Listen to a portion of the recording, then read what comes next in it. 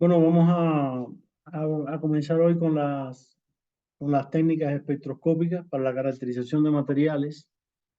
En particular voy a hacer una introducción sobre los estados electrónicos de los átomos y después voy a hablar algunas generalidades de estas técnicas espectroscópicas y voy a profundizar un poco en la técnica de eh, fotoemisión de electrones inducida por rayos X, del inglés XPS.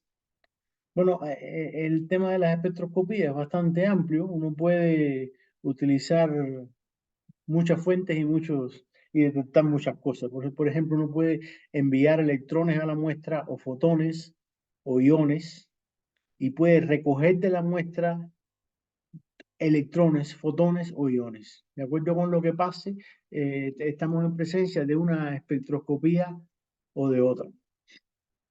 Por ejemplo, si mandamos electrones y recogemos electrones, una de las técnicas que hace eso es la espectroscopía OY, que la vamos a ver aquí más adelante.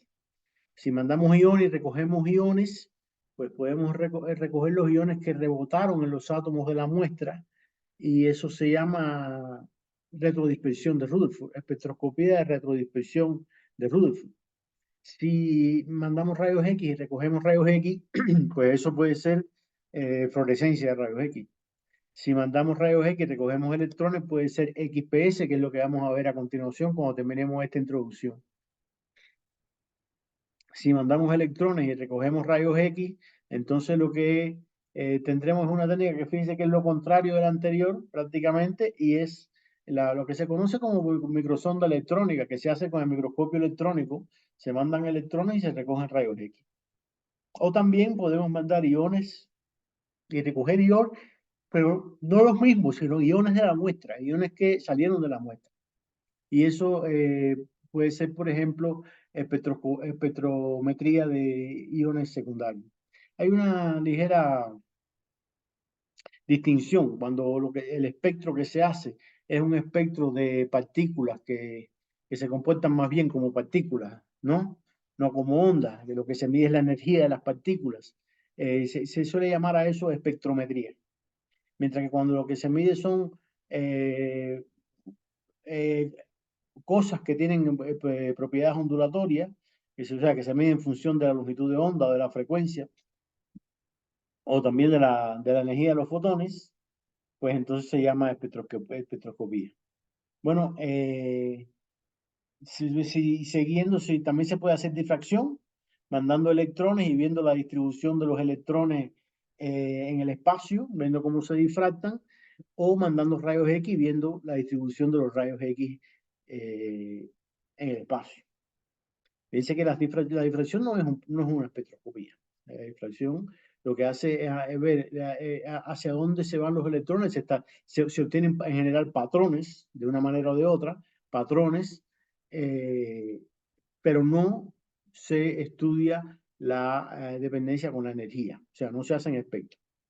Y después están las espectroscopías que se llaman ópticas, donde se envían fotones que pueden ser de ultravioleta, visible o infrarrojo en todos sus rangos. Ese rango cubre lo que se conoce como espectroscopía óptica y hay muchas. Está la fotoluminiscencia, la fotoreflectancia, la reflectancia, la transmitancia, la espectroscopía Raman.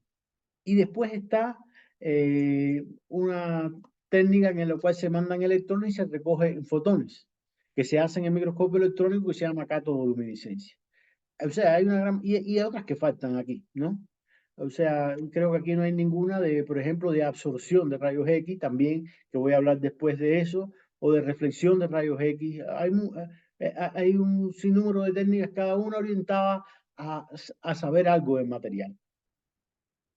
Bueno, hoy yo voy a hablar de la XPS, lo que se conoce como XPS por sus siglas en inglés. La X es de rayos X, la P es de photoelectron y la S es de spectroscopy. Es una técnica que se basa en el efecto fotoeléctrico. Se mandan rayos X y los rayos X sacan electrones del material.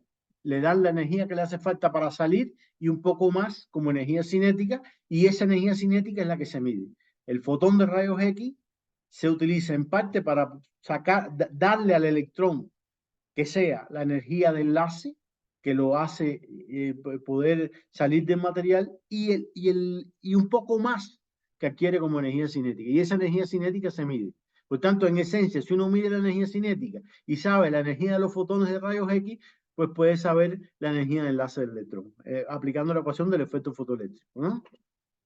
La energía cinética es igual a h nu, que es la energía del fotón, menos, más la, eh, perdón, h nu menos la energía cinética de que se midió el electrón.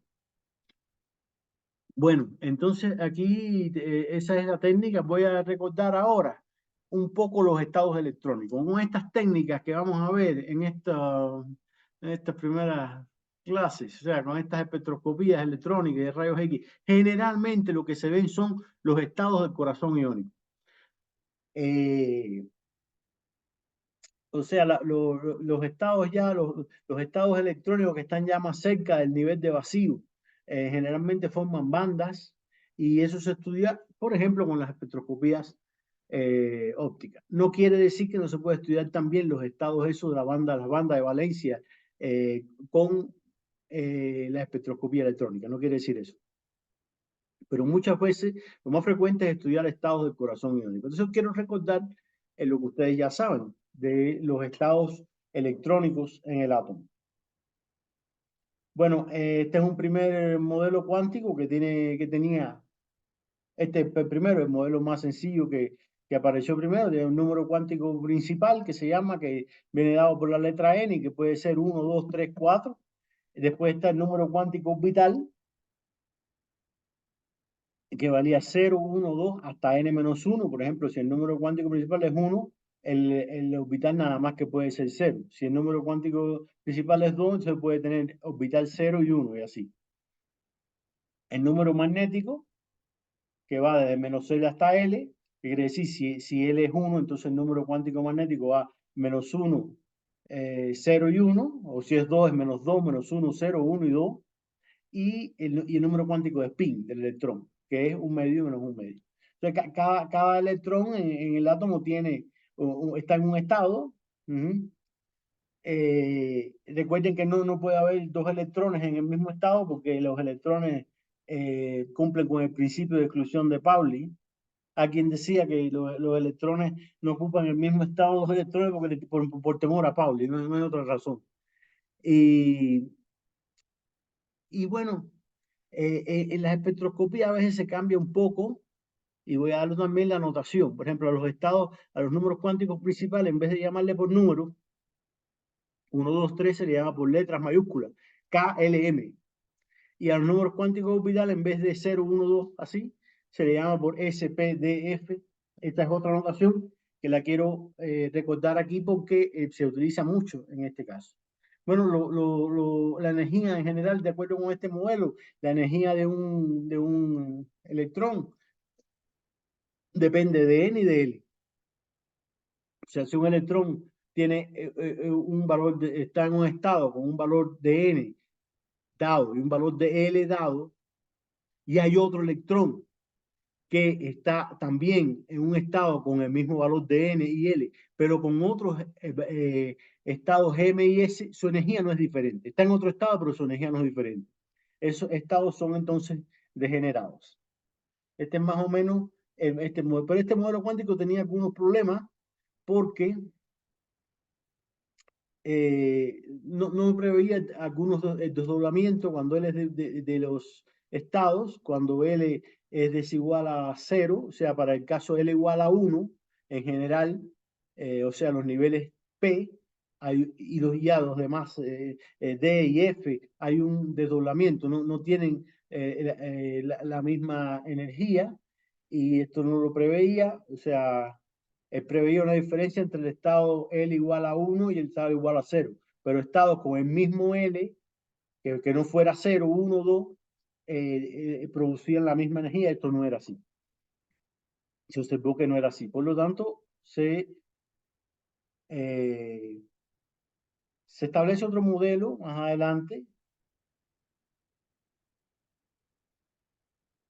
que es un modelo también cuántico, que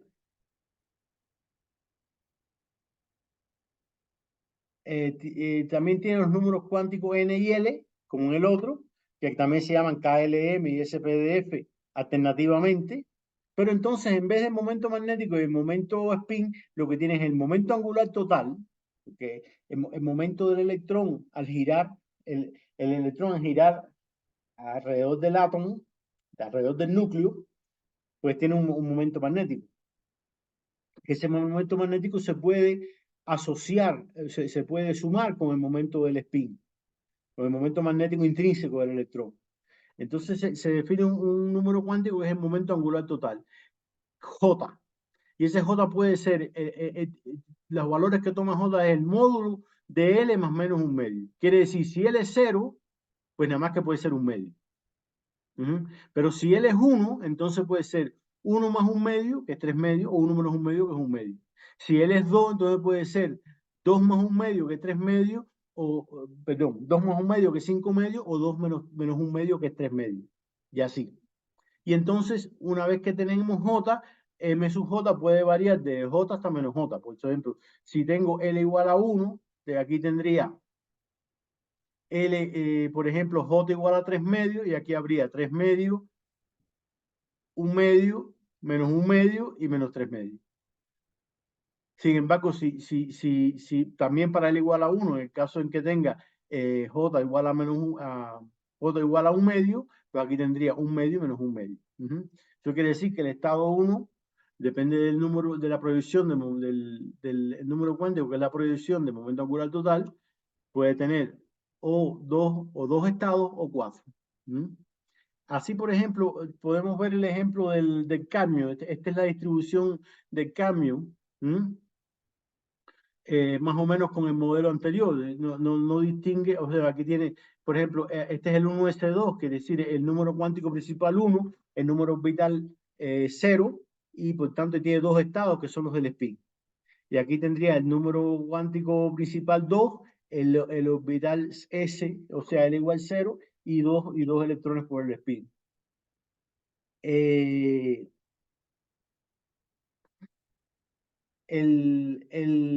aquí tenemos entonces el número cuántico 2 también, pero entonces ya tenemos L igual a 1 y aquí tenemos 6 electrones. Para explicar esto mejor con este modelo, pues podemos escribirlo más explícitamente. Por ejemplo, aquí este nivel sería 1s y esto que está aquí es el número cuántico, el momento angular total, con dos estados. Aquí sería el 2s igual, sería, como es s, L es igual a 0, aquí nada más que tiene un número angular es un medio, por tanto nada más que hay dos estados, un medio menos un medio, de acuerdo con la proyección. Pero aquí cuando ya llegamos si cuando n es igual a 2, puede haber L igual a 1, y entonces cuando L igual a 1, o sea, los estados P, ya pueden tener un medio aquí, y por tanto un medio menos un medio, y serían dos estados, o tres medios aquí, y tres medios menos dos, tres medios, un medio, menos un medio, y menos tres medios, cuatro estados. Y así, para los niveles 3, entonces habría igual. Igual dos estados de tipo P, uno con dos electrones y otro con cuatro, igual que aquí, pero además entonces empezarían los estados con número orbital 2, o sea, los estados D. En la espectroscopía muchas veces, no siempre, pero muchas veces, esto se representa de esta manera. El número cuántico 1, nada más que tiene eh, un estado con dos electrones, donde caben dos electrones o dos estados, sería el K. El número cuántico principal 2 ahora tiene 1, 2 y 3 variantes, que son L1, L2 y L3. El número cuántico orbital, ya cuando el número principal es 3, entonces tenemos eh, para los estados, para esos estados tendríamos M1, M2, M3, M4, M5, que son estos de aquí, todos 3, 1, 2, 3, 4 y 5. y así sucesivamente. Y entonces con esta notación se llama, se nombra a estos estados, ¿no? Esto va a aparecer a veces no, a veces se utiliza esta notación, pero por ejemplo en OY, para simplificar la notación, se usa mucho esta manera de nombrar los estados, con K, L, K, L1, L2, L3, M1, M2, M3, M4, M5 y así.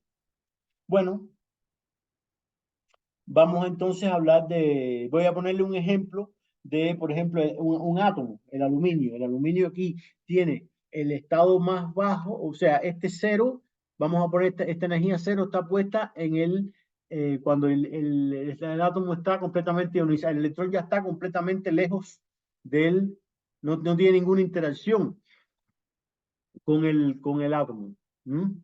Entonces aquí se ve que o sea, esta energía, el estado básico, el estado K, o 1S, los dos estados 1S están a una energía más o menos, ahí se ve de unos 1600, ¿no? Unos 1600, un poco menos, 1000 o 1500 y tal, ¿no?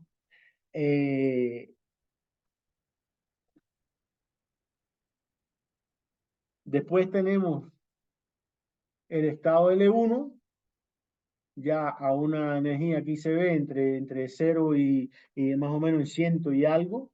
Después los L2 y L3 están muy cercanos uno de otro, con energías ya en el orden de las decenas de electronvoltios. Y después viene el estado, aquí tiene L3 y L2, y aquí viene el estado M1,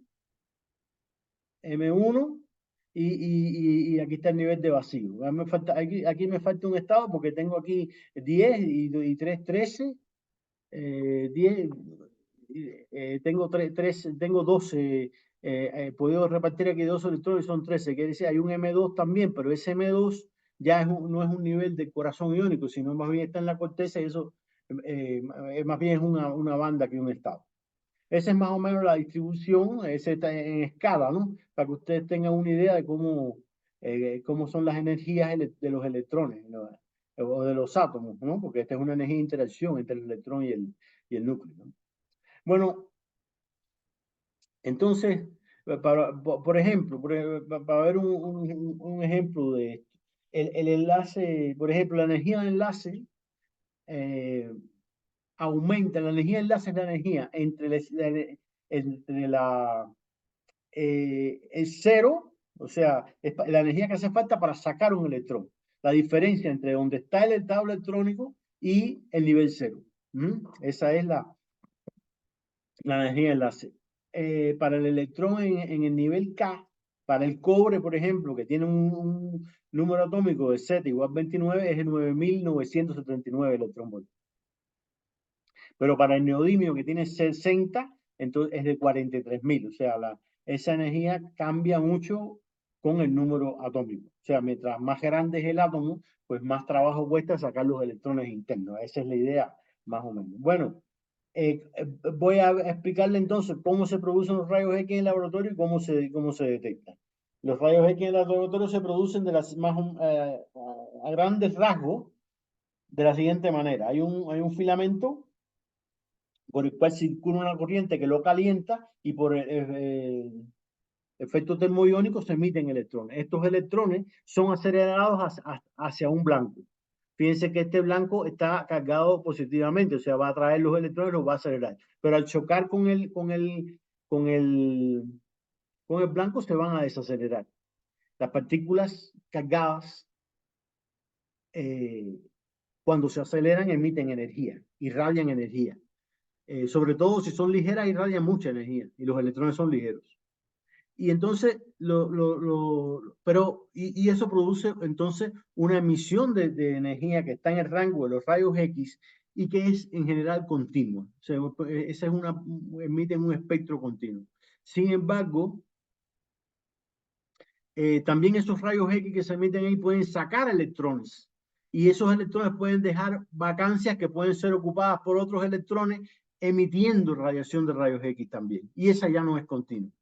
Por ejemplo, vamos a suponer que, bueno, aquí tenemos, estos son los estados, el nivel K, el nivel L1, L2, L3, los niveles M, N, etcétera, después las bandas y el nivel de vacío. Eso es más o menos en un gráfico así, a grosso modo, la distribución de los niveles electrónicos. Por ejemplo, esos rayos X que se producen por el frenado de los electrones pueden sacar un electrón del nivel K, sacarlo.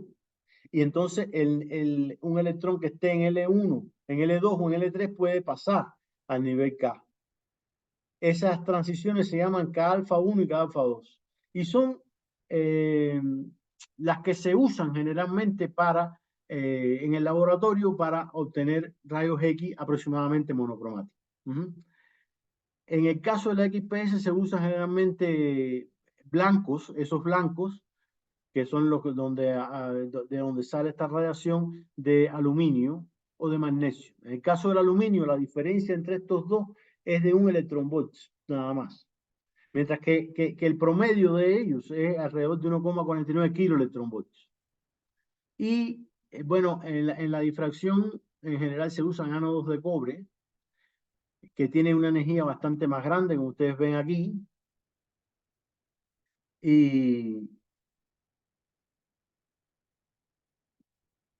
que tiene una energía bastante más grande, como ustedes ven aquí, y eso es bueno porque entonces tiene una longitud de onda más pequeña que juega bien con lo que hace falta para que la radiación se difracte entre los espacios interatómicos de los cristales. Pero en el caso del XPS, pues se utilizan más bien blancos de aluminio o de magnesio. También se puede utilizar, y de esto voy a hablar un poco después, radiación de sincrotrón. O sea, esas instalaciones, esas facilidades grandes que hay en que están distribuidas en algunos lugares en el mundo, donde hay un gran anillo donde los electrones se mueven a gran velocidad y están radiando mucha energía, y esas energías se puede aprovechar para hacer experimentos, ¿no? Con ellas, ¿no? En general se aprovecha para hacer experimentos con ellas. Y en ese caso, bueno, ya no haría falta eso, no haría falta esto, pero pueden ser mucha más energía, se puede variar la longitud de onda, en fin, tiene una serie de ventajas. Esto que estoy hablando es lo más común, que es el XPS que está en un laboratorio.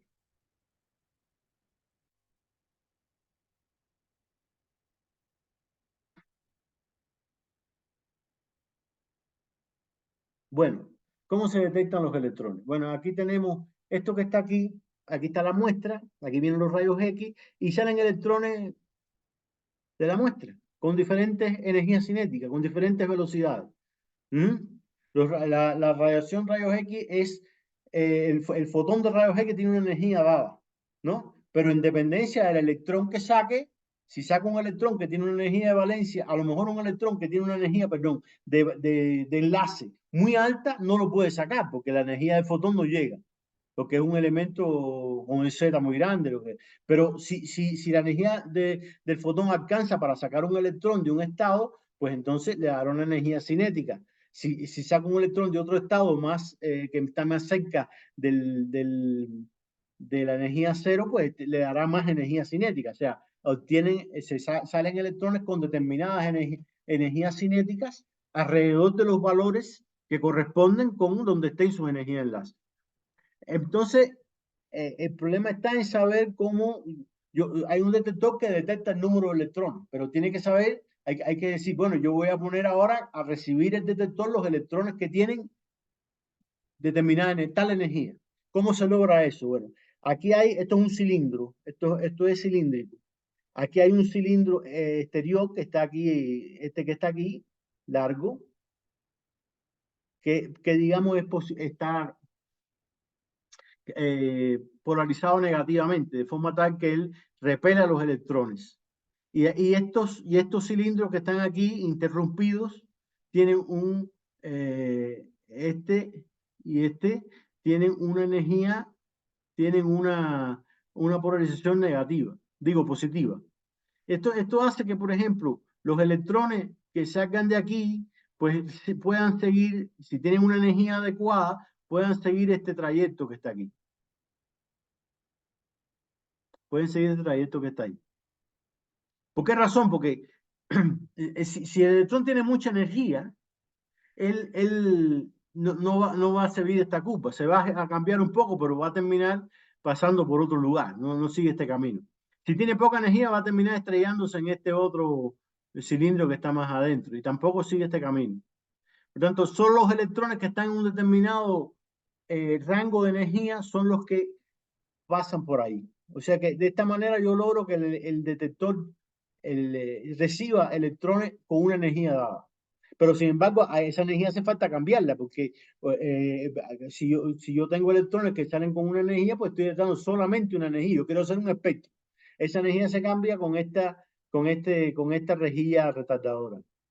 Si uno cambia el potencial de esta rejilla, los electrones más rápidos, por ejemplo, se les hace disminuir su energía. Entonces ya ellos son los que van a pasar por ese camino y no los otros. Y de esta manera se puede cambiar y se puede barrer en todo el espectro de energía. Una cuestión interesante es que el XPS detecta los electrones que salen de la muestra sin haber perdido energía. Bueno, detecta eso y otros más, pero los que salen sin haber perdido ninguna energía, que están en la misma superficie, esos van a ser para para un dado estado electrónico, esos van a ser los que más energía cinética tienen. Pero para un dado estado electrónico, los fotones de rayos X pueden sacar también electrones o pueden excitar electrones que estaban un poco en el interior, muy poco, porque en realidad los electrones que si están muy en el interior no llegan a salir, por eso es que es una técnica de superficie, pero pueden estar un poquito más adentro y esos electrones van a perder un poco de energía en lo que de donde absorbieron el fotón a donde salen y entonces van a salir con un poco menos de energía. Quiere decir que la energía cinética de los electrones es un máximo y una cola a menores energías. Esa es la forma típica que la vamos a ver ahora. O sea, en la parte de alta energía los picos tienen una subida abrupta y en la parte de baja energía tienen una cola que representa los electrones que salieron de esos mismos estados electrónicos, pero que estaban más en el interior de la muestra. Bueno, también hay analizadores hemisféricos, no lo voy a tratar en detalle, pero más o menos se trata de lo mismo. Se trata de lo mismo. Y bueno, vamos entonces a ver el espectro XPS. Yo hago así, con esa técnica, le hago incidir mis fotones y voy a medir la energía de un espectro de energía de los electrones que salen, de los fotoelectrones. Por eso se llama fotoelectrones emitidos por rayos X, ¿no? O sea, mi espectro virgen, digamos, es un espectro así. El espectro virgen es un espectro así. Energía, esto es conteos o intensidad, lo que quieran llamarle, y esto es energía cinética de los fotones. Me da un espectro de energía cinética de los fotones. Ahora, este espectro generalmente no se reporta así. ¿Por qué razón? Porque si yo tengo este espectro, yo no puedo saber nada de la muestra a no ser que yo tenga la energía la energía de los fotones, el término h-nu. Si yo tengo el término h-nu, yo puedo restar de h-nu el valor de energía que yo quiera. Por ejemplo, si hay un pico, quiere decir que aquí salieron electrones con esta energía cinética. Pues si yo tengo h-nu, resto esa energía cinética y yo sé a qué energía de enlace corresponden esos electrones. Bien, pero para evitar eso, para evitar que haya que sacar esa cuenta, ya los equipos dan directamente, el electrónico de equipo resuelve directamente, dan el valor de ya restan este espectro de la energía del fotón que se está usando, ¿no? De la energía del fotón que se está usando. Y entonces lo que se plotea un espectro que se llama, es un espectro ya no es en la energía cinética, sino en la energía de enlace. Y por eso es que a veces uno le extraña que en los espectros de XPS la energía aumenta a donde uno esperaría que disminuye, o sea, hacia donde la coordenada se hace menor, porque es que es el resultado de virar al revés el espectro este que está aquí, ¿no? Y entonces, al virarlo al revés hay que ponerle, para que me quede igual, hay que poner la energía aumentando para acá. Pero esta en realidad entonces es la energía de enlace. Y cada vez que yo tenga una energía de enlace, pues voy a tener un pico. ¿Mm? Esa es esa es la idea de estos espectros. Aquí les voy a mostrar uno. Por ejemplo, aquí está un espectro de níquel. Este es un espectro de XPS de níquel. Aquí se ve, por ejemplo, lo primero que se ve por aquí es el 2S. Ya ni siquiera aquí se ve el 1S, porque probablemente con aquí se utilizó una radiación K-alfa del magnesio que tiene 1.25 kiloelectronvolt, pues probablemente eso no alcanza para sacar los electrones que están en el nivel 1. Entonces lo que se ve a mayor energía posible ya es el nivel 2, el 2S. Pero se ve el 2S, se ve el 2P con su doblete, como les expliqué antes, y se ve el 3S y el 3P también. Ya aquí con menos intensidad. Y estas son unas líneas OY que no las voy a aplicar ahora. Voy a aplicar cuando dé la OY. Pero es una interacción de tres partículas con los propios electrones que se están sacando de la muestra. Y aquí se ve esta región de aquí ampliada. Este espectro, que es un espectro que se llama de baja resolución, y los espectroscopistas de XPS le llaman espectro survey, es un espectro que nos da una idea general de lo que tengo en la muestra, de lo que estoy viendo, de los elementos químicos que tengo, ¿no? Pero generalmente después en cada región de interés se hace un espectro de alta resolución alrededor de determinado punto. Y ese espectro puede, entonces, se pueden ver muchas cosas interesantes. ¿Mm? Por ejemplo, aquí se ve, probablemente esto sea un espectro de alta resolución de esta región de aquí. Se ve 2P1 y 2P3 medio, 2P1 medio y 2P3 medio, ¿no? Y se vive la diferencia. Pero algo que es probablemente lo más útil del XPS es que se pueden ver corrimientos químicos. ¿Qué quiere decir esto? Que se puede detectar si un elemento, si un átomo está enlazado con un átomo A o si está enlazado con un átomo B. O sea, si un átomo en una muestra está enlazado con un átomo igual que él o con uno diferente, o tiene un entorno químico distinto. Y eso es probablemente lo más importante de esta técnica. Y eso se llama escorrimiento químico. Y les voy a explicar en qué consiste, porque uno pudiera pensar que aquí no se puede ver escorrimiento químico, porque los electrones que son afectados por el enlace químico son los electrones de la corteza externa, no los electrones del corazón iónico. Yo esperaría que si estoy midiendo los electrones de adentro del corazón iónico, yo no iba a ver el corrimiento químico. Pero en realidad sí lo veo, porque estos electrones se afectan por medio de los electrones externos. O sea, el átomo, o sea, cuando cambia el entorno químico, eso hace que se modifiquen los estados de la corteza exterior del átomo. Pero al modificar dentro del átomo, cuando se modifican los estados de la corteza, también se modifican los de adentro. Quiero mostrar esto más o menos así. Aquí tenemos tres átomos rojos, digamos, de los pinteles rojos, pueden ser de silicio, de lo que sea. Y tienen sus estados todos a la misma, normalmente sí, ¿no? Estos son los estados del core, de esto del corazón iónico, y este ya es un estado ya de la corteza exterior, ¿no? Que si yo cambio este átomo, por ejemplo, por otro amarillo, ahora este va a cambiar. Fíjense que este estado exterior de aquí, pues cambió de alguna manera, porque yo cambié su entorno químico. Pero entonces eso hace, y ahora fíjense los circulitos de adentro, que también cambien ¿ven? Que también cambien los de adentro. O sea que se puede medir el corrimiento, lo que se llama corrimiento químico, que es el cambio que sufre la energía de enlace de un determinado electrón que está en un determinado estado por el hecho de estar enlazado con un elemento con otro, o tener un entorno químico distinto. así, para exagerar está esta medida. Esta es una medida de un átomo, esta es una medida del carbón, del 1S del carbón, tomada de la literatura, y que está aquí, aquí tenemos esta molécula que tiene carbón, cuatro tipos de carbón de acuerdo con su enlace químico.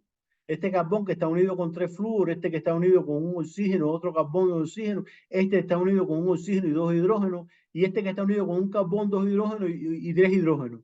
O sea, esto es, son como si fuera, todos son carbón. Tendrían que tener sus estados eh, iguales, pero como tienen entorno químico distinto, si uno hace una medición de alta resolución, se ven la diferencia entre unos estados y otros. Ahí se ve. Y aquí, este es el caso del silicio y del óxido de silicio.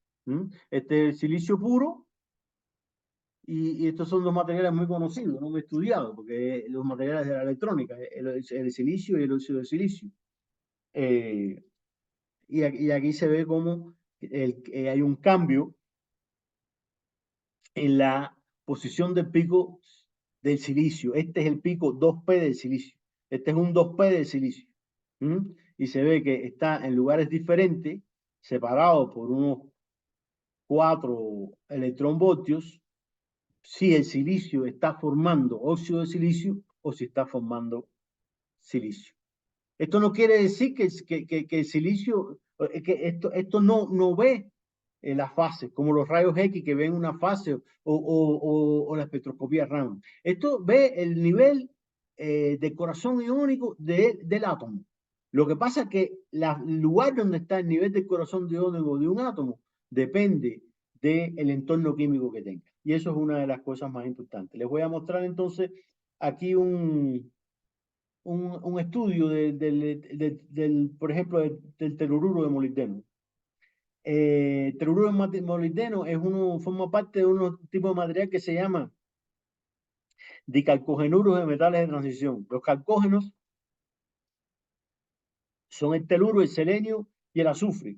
Y ellos pueden formar ese tipo de compuestos con, este es el metal, que sería el tungsteno, molibdeno, o niobio o tantalio, y este es el calcógeno, teluro, azufre, selenio. Y ese, fíjense que por aquí hay una monocapa de metal en el medio, flanqueada por monocapas del material del calcógeno, ¿no? Pero lo interesante de este material es que es bidimensional, que, o sea, se forman tricapas, ¿no? Que están separadas de las otras tricapas por enlaces de Van der Waals que son muy débiles. Quiere decir que se pueden exfoliar, que se pueden separar, que es fácil tener una monocapa de ese compuesto, ¿no? Que una monocapa de compuesto sería esa tricapa. Eso tiene muchas propiedades interesantes, ¿no? Tiene una monocapa, sí tiene mucha área, tiene propiedades electrónicas diferentes, en fin, tiene muchas propiedades.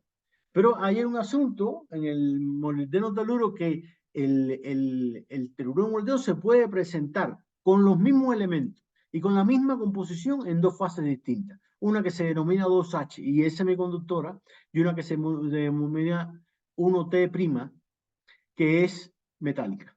Y entonces, fíjense que aquí tenemos, no es que tenemos un entorno diferente, el molibdeno tiene alrededor átomos de teluro en las dos fases, solo que la geometría es diferente. La estructura cristalina, que es la geometría, es diferente. Entonces, vamos a ver cómo se estudia cómo se puede estudiar con XPS este material. Aquí tenemos, por ejemplo, este es el espectro survey, el espectro de baja resolución en un rango de energía grande. Y aquí se ve, primero que todo, si yo pongo la muestra así tal y como está, se ve, bueno, se ve aquí estos picos que son de molibdeno, estos otros picos que son de molibdeno también, estos son los picos 3D, fíjense que ya estamos en los M, en los N igual 3, aquí tenemos los 3P, aquí tenemos el 3S, el que casi no se ve aquí, aquí tenemos un pico de oxígeno, y estos son los picos del teluro. Y uno puede decir, bueno, ¿y este oxígeno está dónde? ¿Por qué tengo oxígeno si yo lo que tengo es MOT2? Pues entonces, pero aquí se ve que cuando uno erosiona la superficie, o sea, con iones más pesados, elimina la capa superficial, prácticamente el pico de oxígeno desaparece. Y aquí se ve que aquí en la zona del teluro había dos picos y dos picos. Ahora vamos a ver qué son. Esto sería el teluro 3D, ¿no?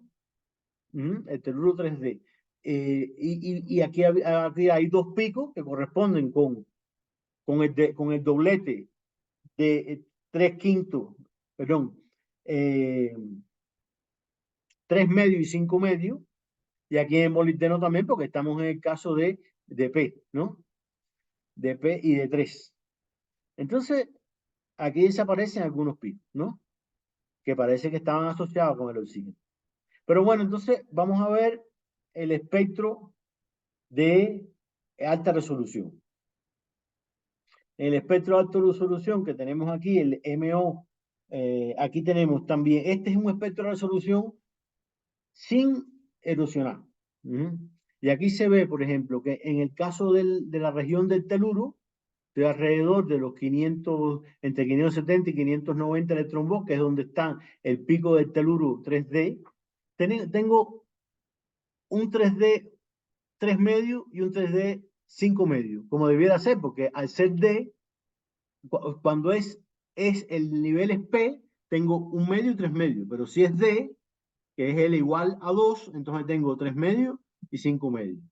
Y entonces aquí tengo, fíjense que tengo este teluro, está diferente, aquí tenemos dos picos, pero tenemos cuatro. ¿Por qué? Porque tenemos uno que corresponde al MOT2 y el otro que corresponde al óxido. Y en molibdeno igual, tengo estos dos que corresponden al óxido y estos dos que corresponden al telururo molibdeno. O sea, este es el corrimiento químico. No es lo mismo el pico del molibdeno, cuando está asociado con teluro, está en un lugar. Cuando está asociado con oxígeno, está en otro. Por tanto, ese es el corrimiento químico. Y aquí lo que se ve es que, y fíjense que, claro, es el oxígeno que hay porque no se ha erosionado la superficie. Ahora, pero esto nos va a servir de algo. Si uno aquí ya puede notar, después lo voy a poner más grande, que el pico asociado con el molibdeno, teluro, estas varias mediciones corresponden con un incremento de la fase 2H. Estas muestras fueron preparadas de forma tal que las muestras, a medida que bajamos en estos espectros, la fase 2H aumentaba. Entonces, fíjense que como que se corre a mayores energías. Mayores energías es para acá, ¿no? Fíjense que se corre a mayores. Y aquí también, el teluro también se corre. Sin embargo, los picos del óxido no, se mantienen igual. Bueno, aquí está más ampliado. Aquí se ve este pico de aquí, este pico de aquí, se ve aquí más ampliado. Fíjense cómo al aumentar la cantidad de 2H, el espectro, el pico se corre hacia mayores energías. Y el pico de molibdeno también se corre a mayores energías. Bueno, es una manera de detectar la fase. E incluso en un material que su entorno no ha cambiado ni en el tipo de átomo ni, ni en la estequiometría, porque los dos son MOT2. Lo único que ha cambiado aquí es la conformación geométrica de los átomos. Y fíjense cómo se puede detectar ese cambio por medio de la espectroscopía de fotoemisión de electrones. Bueno, otros datos aparte del XPS, es un material que tiene una sensibilidad, más o menos puede detectar cosas que estén en una fracción de 1/1000, que es mucho menos que lo que puede detectar, por ejemplo, técnicas espectroscopías como la espectroscopía de iones secundarios, de espectroscopía de masa de iones secundarios, pero es bastante bien, 1/1000 es poco, ¿no? Es muy sensible a la superficie, porque los electrones que absorben los rayos X muy adentro no llegan a la superficie, por tanto es muy sensible a la superficie esta técnica. Nos dice lo que está pasando en los primeros antrons de la superficie. Y como les decía, probablemente lo más útil es que se puede determinar el entorno químico, el enlace químico por medio del corrimiento químico. Bueno, voy a dejarlo aquí Y entonces en la próxima clase vamos a empezar con una técnica que es exactamente lo contrario, que es hacer incidir electrones y recoger rayos X, que es lo que se hace en el microscopio electrónico y se llama, bueno, tiene varios nombres, microsonda electrónica o EDS, ¿no? Y vamos a ver las características de esa técnica también para ver la composición química. Bueno, nos vemos más adelante.